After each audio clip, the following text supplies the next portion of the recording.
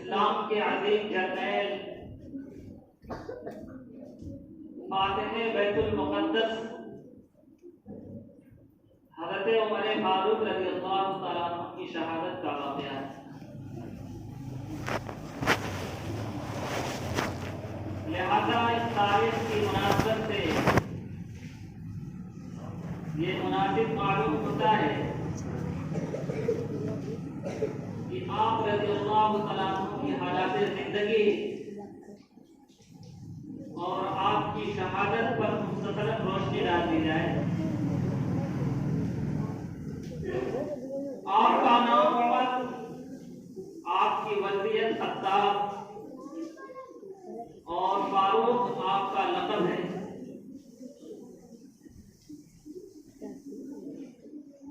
آپ ابتداءً اسلام نہیں لائے، نبوت کے 6 یا 7ویں سال آپ رضی اللہ تعالیٰ عنہ ایمان لائے۔ چنانچہ آپ رضی اللہ تعالیٰ عنہ کو اللہ تعالیٰ سے پیارے حبیب نے مانگا تھا۔ چنانچہ حضرت سید شاہ عطا اللہ صاحب بخاری رحمۃ اللہ علیہ فرماتے ہیں کہ تمام صحابہ تو مرید رسول تھے، لیکن حضرت عمر رضی اللہ تعالیٰ عنہ مراد رسول تھے کہ رسول نے آپ کو اللہ تعالیٰ سے مانگا تھا۔ چنانچہ اللہ کے نبی صلی اللہ علیہ وسلم سے اللہ کے نبی صلی اللہ علیہ وسلم نے اللہ تعالیٰ سے دعا مانگی کہ اللہ عمرو بن ہشام یعنی ابو جہل اور عمر بن الخطاب میں سے کسی کے ذریعے سے اسلام کو قوت پہنچائیے، قوت بخشیے۔ چنانچہ اللہ تعالیٰ نے اپنے پیارے آقا صلی اللہ علیہ وسلم کی دعا ہے عمر رضی اللہ عنہ کے بارے میں قبول کی۔ آپ کو اللہ تعالیٰ نے ایمان لانے کی توفیق دی اور سن 6 یا 7 نبوی میں آپ ایمان لے۔ آپ کی ایمان لانے کا واقعہ بھی حضرات مورخین کتابوں کے اندر لکھتے ہیں کہ آپ ننگی تلوار لے کر کے گھر سے نکلے تھے حضور صلی اللہ علیہ وسلم کو قتل کرنے کے لیے۔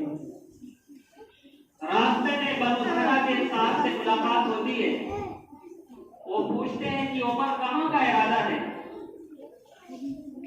حضرت عمر فرماتے کہ میں آج محمد کا سر قلم کرنے کے لیے نکلا ہوں، جو ایک نیا دین لے کر کے آیا ہے۔ آج میں اسی کا خاتمہ کرنے کے لیے نکلا ہوں، آج محمد کا سر قلم کر دوں گا۔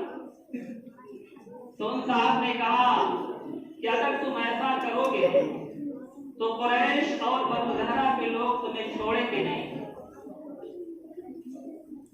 تو حضرت عمر نے فرمایا کہ لگ رہا ہے کہ تم بھی محمد کا دین قبول کر چکے ہو۔ انہوں نے کہا کہ ہاں، تم پہلے اپنے بہن اور بہنوئی کی خبر لو کہ وہ بھی مسلمان ہو چکے ہیں۔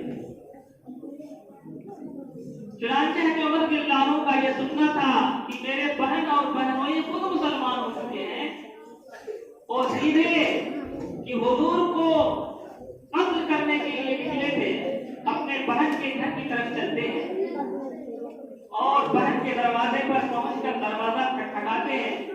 اندر سے پوچھا جاتا ہے کون؟ ادھر سے جواب جاتا ہے کہ عمر۔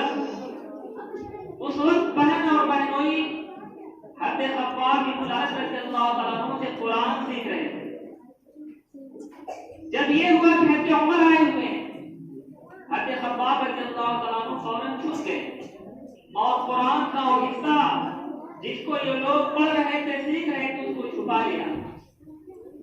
دروازہ کھلتا ہے، حضرت عمر اندر داخل ہوتے ہیں۔ حضرت عمر پوچھتے ہیں کہ تم لوگ کیا کر رہے تھے؟ بہن بہنوئی نے کہا کہ ہم آپس میں باتیں کر رہے تھے، لیکن قرآن پڑھنے کی آواز حضرت عمر کے کان میں پہلے ہی پڑ چکی تھی۔ انہوں نے کہا کہ نہیں، تم کچھ دوسرا کام کر رہے تھے اور میں نے سنا ہے کہ تم اپنے دین سے پھر چکے ہو، محمد کا لائے تو ان کے بہنوئی حضرت سعید رضی اللہ عنہ نے فرمایا کہ ہاں محمد کا لایا ہوا دین تمہارے لائے ہوئے دین سے، جس دین کے تم ماننے والے ہو اس دین سے بہت بہتر ہے، میں اس دین کو قبول کر چکا ہوں۔ ان کے بہنوئی کا یہ کہنا تھا کہ حضرت عمر رضی اللہ تعالیٰ عنہ ابھی مسلمان نہیں ہوئے تھے، اپنے بہنوئی کو پیٹنا شروع کر دیتے ہیں، بہت مارتے ہیں۔ بیچ میں ان کی بہن آتی ہے اپنے شوہر کو چھڑانے کے لیے، تو تماچا اپنی بہن کے چہرے پہ لگاتے ہیں، بہن کے چہرے سے خون بہنے لگتا ہے۔ جب بہن کے چہرے سے خون بہتا ہے تو حضرت عمر دیکھ کر کے ان کے دل کے اندر نرمی پیدا ہو جاتی ہے اور کچھ غصہ ان کا ٹھنڈا ہوتا ہے، ایک طرف بیٹھ جاتے ہیں، اپنے بہن اور بہنوئی سے کہتے ہیں کہ آخر تم لوگ کیا پڑھ رہے تھے میرے آنے سے پہلے، وہ چیز لاؤ کہ میں بھی دیکھوں اس کے اندر کیا لکھا ہوا ہے۔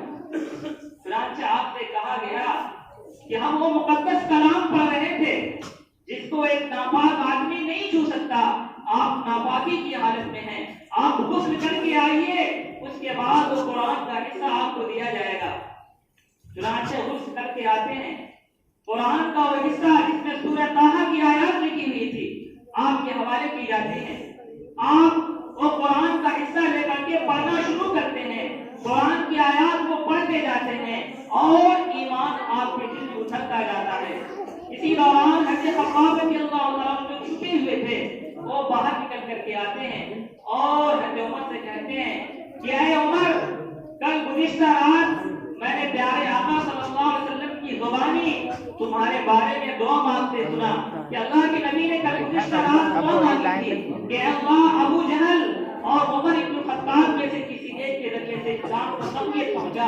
میرا دل کہہ رہا ہے کہ اللہ کے پیارے حبیب کی یہ دعا تمہارے بارے میں قبول ہو گئی۔ چنانچہ انہوں نے قرآن کی آیات کو پڑھا، دل کے اندر ایمان اتر چکا۔ حضرت عمر فرماتے ہیں کہ اے خباب، محمد کہاں ہے؟ ان کے پاس مجھے لے کر کے چلو۔ چنانچہ حضور صلی اللہ علیہ وسلم اس وقت حضرت عمر رضی اللہ عنہ کے گھر میں موجود تھے، آپ کو لے کر کے اللہ کے نبی کی خدمت میں جاتے ہیں۔ حضرت عمر رضی اللہ عنہ کا دروازہ کھٹکھٹایا جاتا ہے، اندر سے کسی صحابی دروازے کی سوراخ سے دیکھتے ہیں کہ کھٹکھٹانے والا کون ہے، تو دیکھتے ہیں کہ یہ تو عمر کھڑے ہوئے۔ اللہ کے نبی سے جا کر کہتے ہیں کہ حضرت عمر دروازے پہ ہیں، دروازہ کھٹکھٹا رہے ہیں۔ تمام صحابہ ڈر جاتے ہیں کیونکہ حضرت عمر رضی اللہ عنہ کا بڑا روب تھا، بہت باروب آدمی تھے۔ تمام صحابہ دہشت میں مبتلا ہو جاتے ہیں، ڈر جاتے ہیں کہ آخر معلوم نہیں کس ارادے سے آئے ہیں۔ لیکن اللہ کے نبی کی خدمت میں اللہ کے پیارے چچا حضرت حمزہ رضی اللہ عنہ بھی جو مسلمان ہو چکے تھے وہ بھی موجود تھے، اور یہ بھی بہادر آدمیوں میں سے تھے جنہوں نے کہا کہ دروازہ کھول دو، اگر عمر کا ارادہ اچھا ہے تب تو ٹھیک، ورنہ اسی کی تلوار سے اس کا سر قلم کر دوں گا۔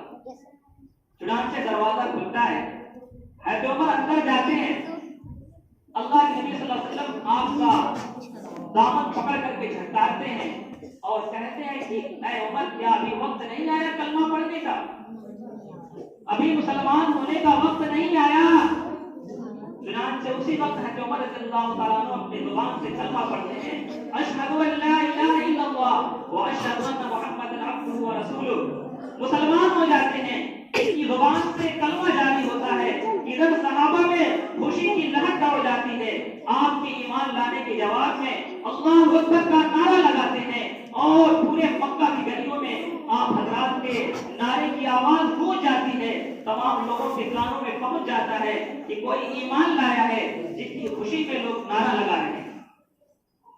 حضرت عمر رضی اللہ عنہ مسلمان ہو جاتے ہیں، اللہ کے نبی سے پوچھتے ہیں کہ اللہ کے نبی آپ کا لایا ہوا دین سچا ہے؟ اللہ کے نبی نے فرمایا کہ ہاں۔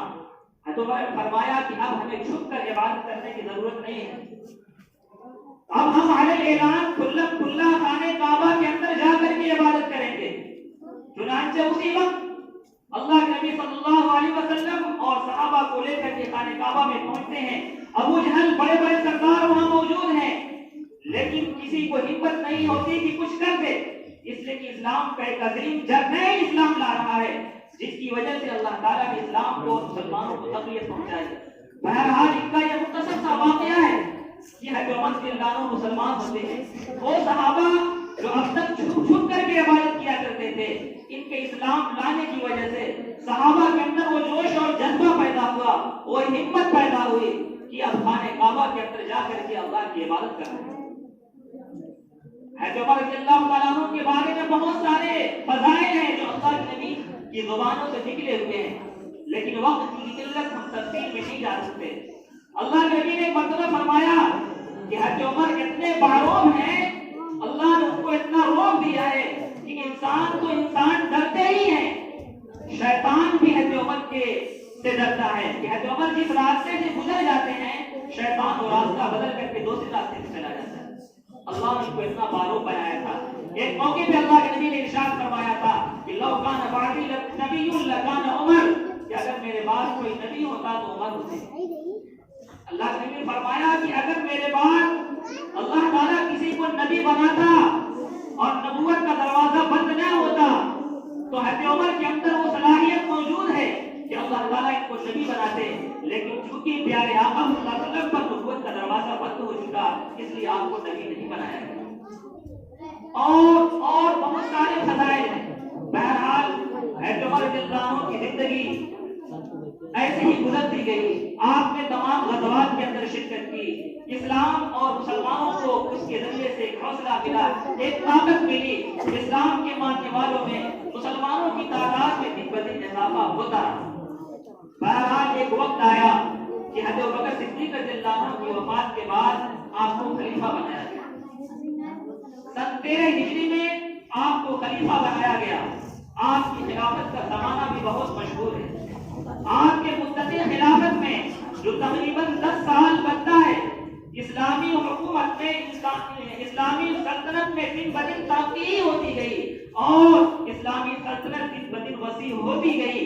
وہ قیصر و کسریٰ جو سپر پاور طاقت مانی جاتی تھی، حضرت عمر رضی اللہ عنہ نے ان کو بھی دھول چڑھا دیا۔ بیت المقدس پر جو غیروں کا قبضہ تھا، انہوں نے اپنے دور حکومت کے اندر، دور خلافت کے اندر بیت المقدس پر قبضہ کیا۔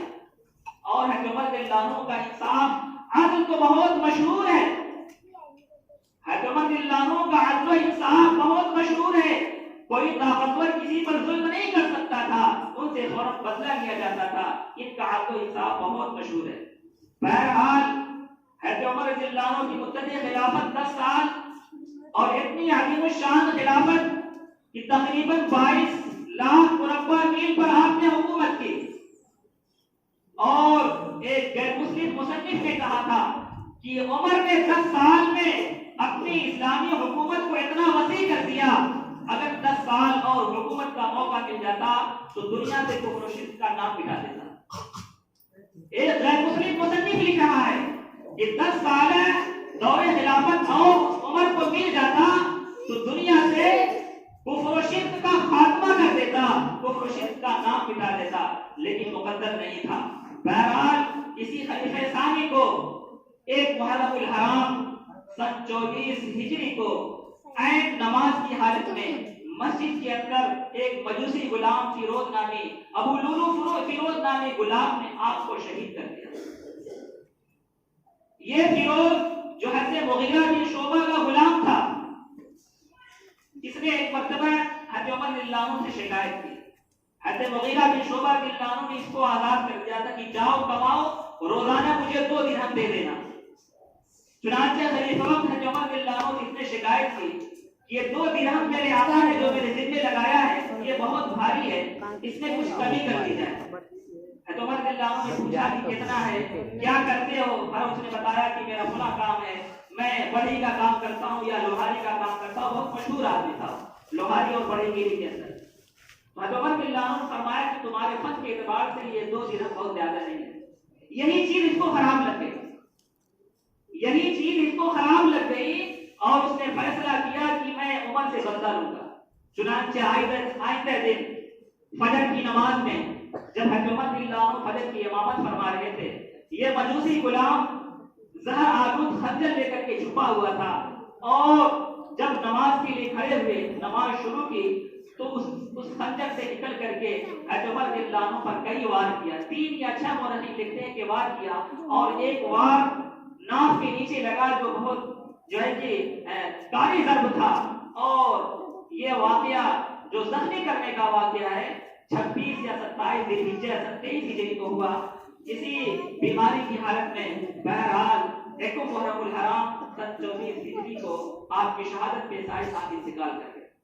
جب آپ کو زخمی کیا گیا، تفصیلی واقعہ ہے، وقت نہیں ہے، تو حضرت عمر رضی اللہ عنہ نے پوچھا کہ آخر میرا قاتل کون ہے، مجھے زخمی کرنے والا کون ہے؟ تو بتایا گیا کہ مغیرہ بن شعبہ کا فلاں مجوسی غلام ہے۔ انہوں نے کہا کہ اللہ کا شکر ہے کہ میں کسی کافر کے ہاتھ سے مارا گیا، میں کسی مسلمان کے ہاتھ سے نہیں مارا گیا۔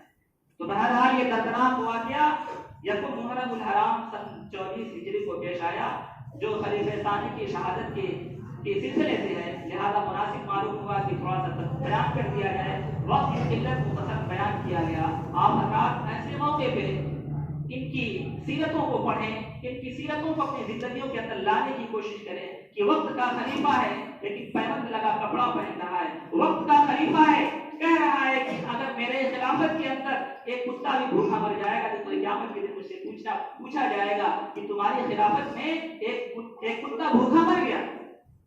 یہ ان کی خلافت ہم ذمہ داروں کو یہ سبق دیتی ہے، جو گاؤں کا ذمہ دار ہے، ملک کا ذمہ دار ہے، محلے کا ذمہ دار ہے، کہ تمہاری ذمہ داری کتنی عظیم ہے، تمہیں اپنی رعایا کی، اپنے عوام کی فکر کی ضرورت ہے کہ میری خلافت کے اندر، میری ذمہ داری کے اندر کوئی بھوکا تو نہیں مر رہا ہے، کوئی پریشان حال تو نہیں ہے۔ عمر رضی اللہ عنہ راستوں کو گشت کیا کرتے تھے، کوئی پریشان حال ہوتا اس کی پریشانی کو دور کرتے، کوئی ظالم مظلوم ہوتا تو ظالم سے اس کو چھٹکارا دلاتے، یہ اس کا شیوا تھا۔ اللہ تعالیٰ سے دعا ہے کہ اللہ تعالیٰ ہم تمام مسلمانوں کو کہنے سننے سے عمل کرنے کی توفیق عطا فرمائے۔